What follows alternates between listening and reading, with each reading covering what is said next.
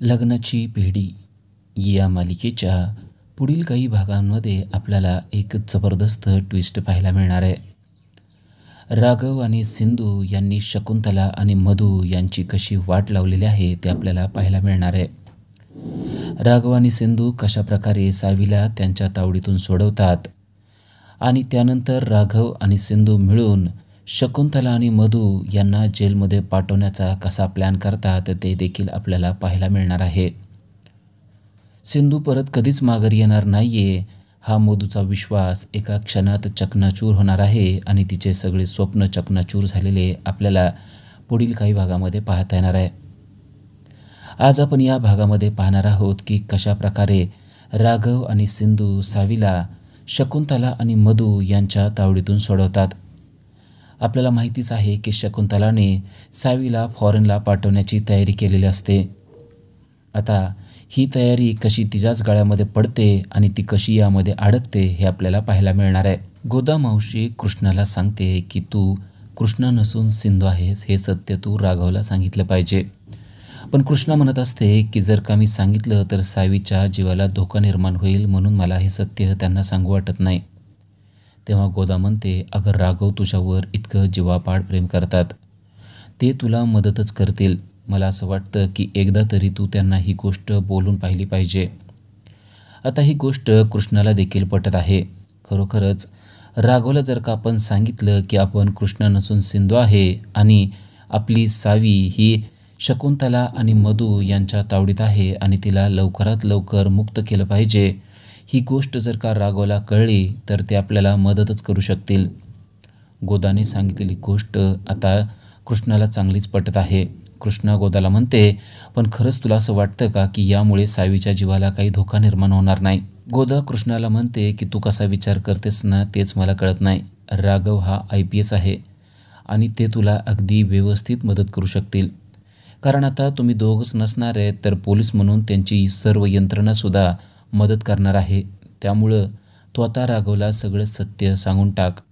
असं पण राघव तुझ्यासाठी किती झुरतोय ही गोष्ट तुझ्या लक्षात आलेली आहे. राघवला तुझ्या साथीची आणि तुझ्या मदतीची गरज आहे आणि तशीच गरज तुला देखील आहे.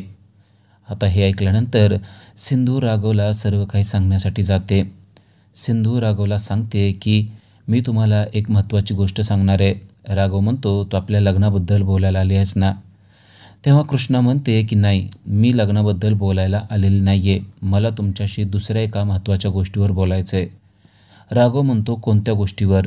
आणि तेव्हा ती म्हणते की मला तुमच्याशी सावी या मुलीबद्दल बोलायचं आहे. तेव्हा राघवच्या पायाखालची जमीनच सरकते. राघव म्हणतो सावीबद्दल तुला काय माहिती आहे आणि सावी कोण आहे ते तुला माहीत आहे का? तेव्हा कृष्णा म्हणते की हो मी कृष्णा नसून मी सिंधू आहे आणि सावीबद्दल पूर्ण माहिती मला आहे आणि त्यामुळंच मी इतके दिवस वेश बदलून या घरामध्ये आलेले होते. राघव म्हणतो मला तरी शंका होतीच की तू कृष्णा नाही आहेस तर तू सिंधूच आहे. तेव्हा सिंधू आता स्वतःहून मान्य करते की हो मी स्वतः सिंधूच आहे. मी कृष्णा नाही पण हे नाटक करण्यापाठीमागं माझा एक उद्देश होता आणि तो उद्देश म्हणजे सावीचा जीव वाचवणं. हे ऐकल्यावर राघवला दुसरा मोठा धक्का बसला आहे. सावीचा जीव धोक्यात आहे हे त्याला समजलं आहे. तेव्हा राघव म्हणतो तू मला आत्ताच्या आत्ता सांग की सावी कुठे आहे ते आणि तिचा जीव का धोक्यात आहे ते. जर तिच्या जीवाला काही धोका निर्माण झाला तर माझ्या बंदुकीतल्या 6च्या 6 गोळ्या मी त्या माणसाच्या छातीत उतरवेल. सावीला काही मी होऊ देणार नाही, तू काही काळजी करू नको. तेव्हा सिंधू म्हणते की तू असं करू शकत नाही कारण ती व्यक्ती आपल्या घरातली आहे. हे ऐकल्यावर राघवला अजूनच धक्का बसलाय. राघव म्हणतो तू काय बोलतेस तुला कळतंय का? आपल्या घरातल्या व्यक्तीमुळं सावीच्या जीवाला कसं काय धोका होऊ शकतो?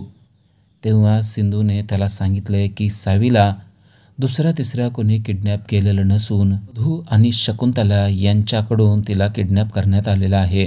त्यानंतर आपल्याला पाहायला मिळतं की गोदाने एक खास इन्फॉर्मेशन कृष्णासाठी आणलेले आहे. गोदा कृष्णाला सांगते की मी आत्ताच मधूचा एक फोन ऐकलेला आहे आणि ती फोनवर सावीच्याबद्दल बोलत होती. सावी कुठे आहे हे ती सांगत होती.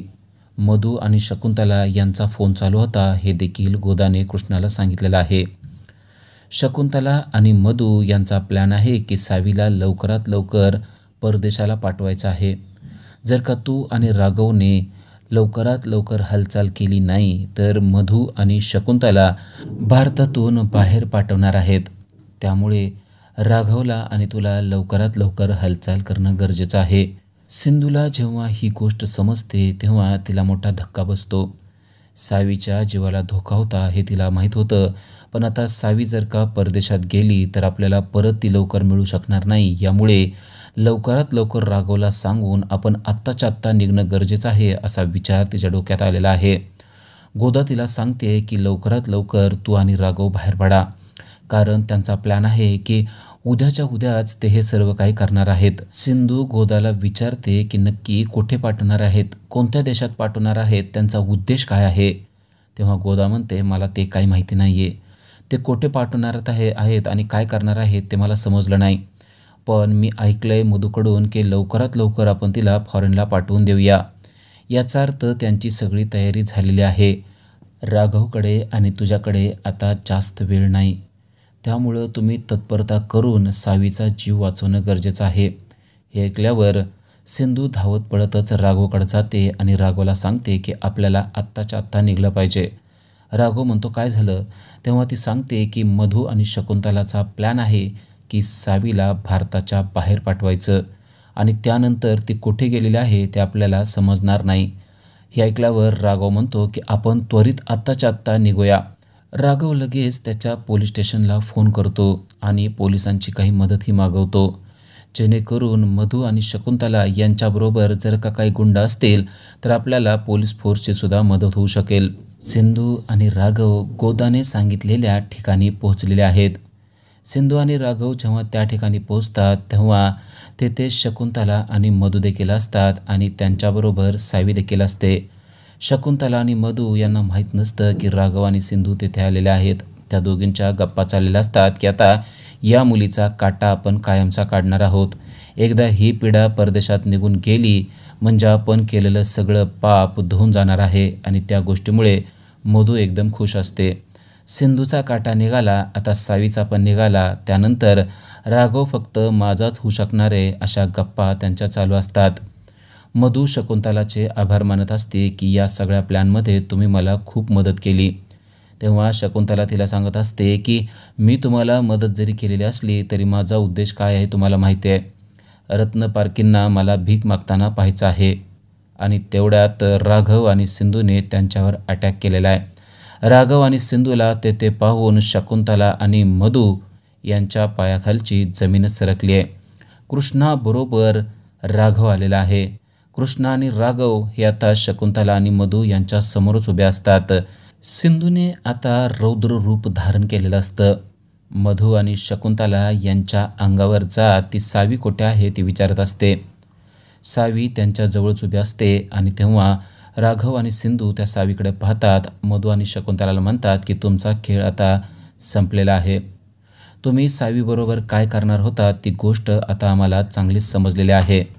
राघव आणि सिंधूने आपल्याला रेड हँड पकडलेला आहे ही गोष्ट मधू आणि शकुंतलाच्या लक्षात येते.